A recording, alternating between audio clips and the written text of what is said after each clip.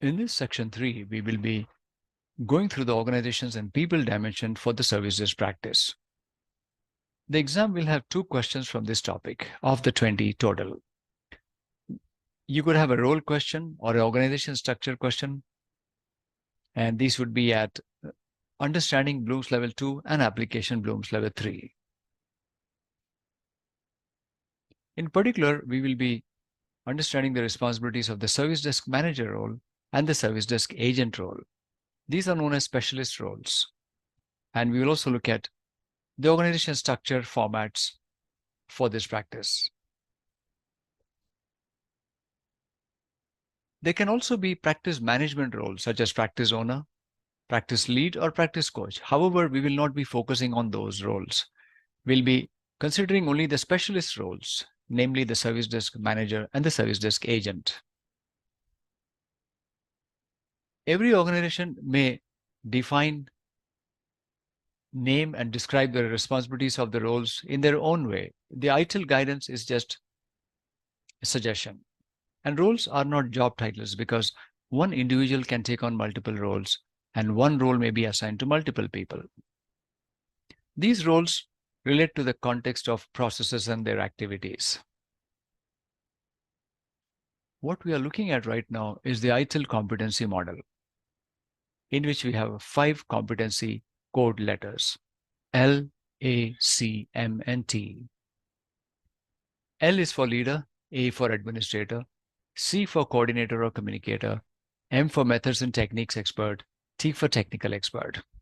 Now, this table is outside the exam syllabus, meaning you will not have question from this. However, it is good if you can understand this. Leader, as we generally know, they make decisions, they delegate, they oversee, provide incentives, motivation, evaluate goal outcomes. Administrators, they assign and prioritize tasks, maintain records or logs, perform reporting, and can also initiate basic improvements. Coordinators and communicators, they coordinate among multiple teams, maintain communication between people, and run awareness campaigns.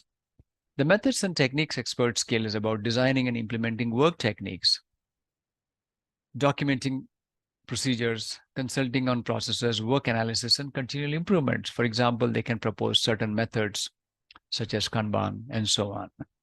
The technical expert, as the name tells us, they provide technical expertise and conduct expertise-based assignments.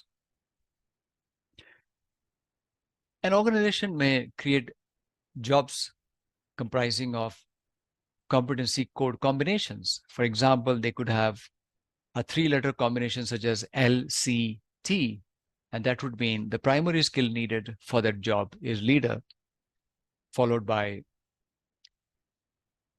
coordination, communication, and followed by technical expertise.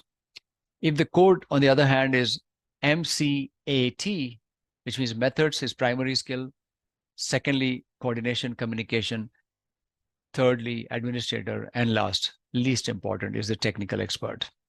And there is no mention of leader in that 4-letter code. So you could have 3-letter, 4-letter kind of codes for different job roles.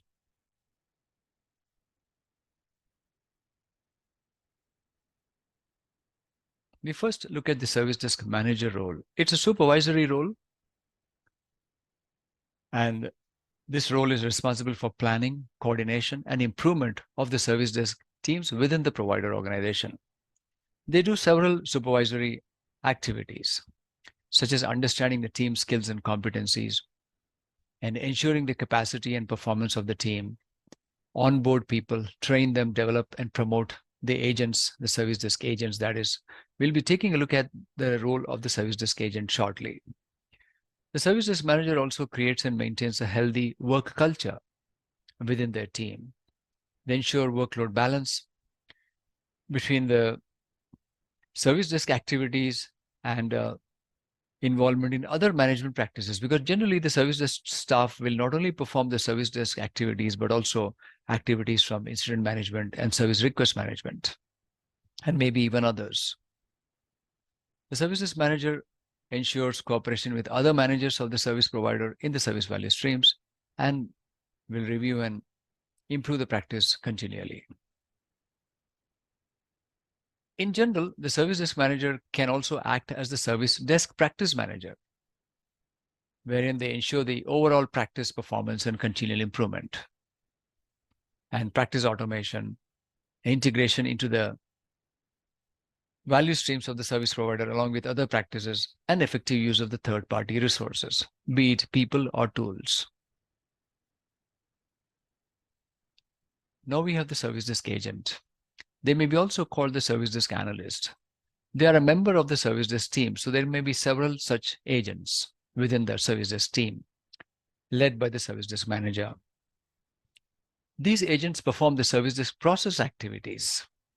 They act as relationship agents with individual users, thereby ensuring a great user experience and high user satisfaction.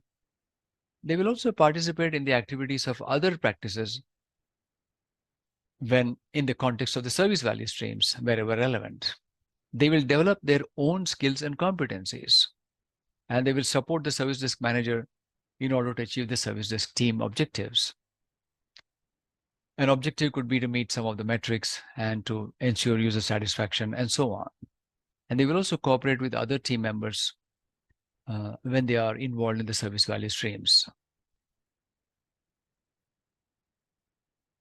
Next, we move on to the organization structures and teams.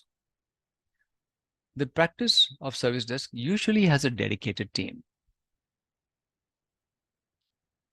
They are the first line of user support. They communicate with users, but they can apply documented techniques or partially automated techniques to address user and customer queries. Meaning when a user query comes in, they will have to respond to the user and they will look at existing knowledge or documentation and respond to the user appropriately to satisfy them. Sometimes they may implement automation so that the user may themselves have a response to their queries through, for example, a self-help portal.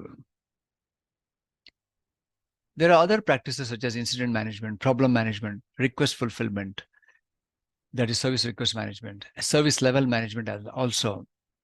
And those practices can transfer their knowledge to the service desk team via knowledge management tools. And that is needed generally because the service desk agents will be involved in other practice activities also. For example, when a user calls in with a request for a software license to be installed, it comes in as a user query. So the user will be communicated regularly by the service desk agents regarding the status of the request, but the request processing is a separate practice. So therefore, additional workload will be on the agents apart from the activities of the service desk practice itself. And this workload should be regularly evaluated. Communication is key in this practice, as we know already. And also communication happens with the next level of support, meaning the other tiers of support, such as tier 2, tier 3, and so on.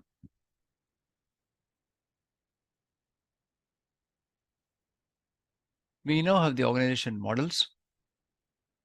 Now, if it's a small organization of the service provider with less number of services, then the service desk agent role can be shared among staff.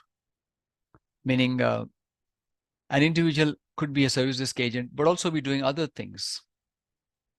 And therefore, that agent can communicate with users, but it might be an inefficient way of doing so because there may be workload coming up on that individual, not only from the service desk practice, but also other areas as the organization evolves and creates more services and products for their customers and users. It is therefore for this reason that even small internal service providers should consider dedicated staffing for the service desk.